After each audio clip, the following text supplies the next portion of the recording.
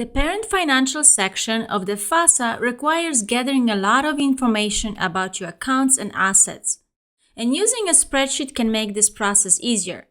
The Fafsa worksheet template simplifies all that for you.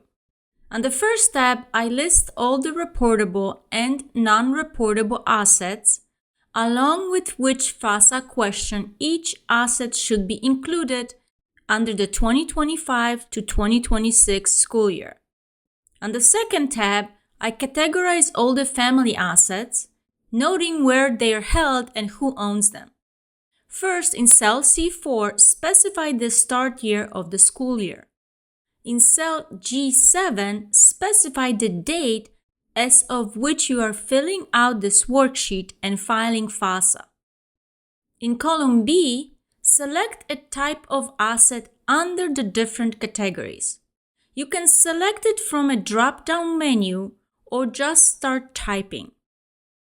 In column D, add more detail about your account so you can easily tell what it is. Based on the asset selected in column B, column E will automatically classify the asset as either reportable or not for Fafsa. In column F, you can assign to whom the account or asset belongs to. If you have two parents filling out the Fafsa, you can add each parent name or make it a joint account.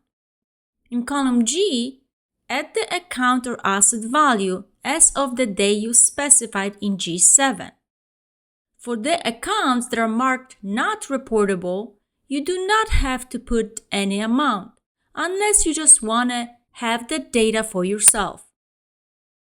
For business, farms, and real estate, you will also need to include associated debt in column H, if there is any, to calculate the net worth of the investments in column I, which can't be less than 0.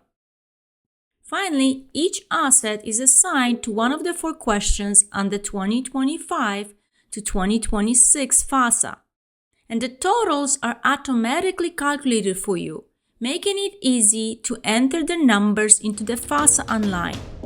Thank you so much for your purchase and good luck!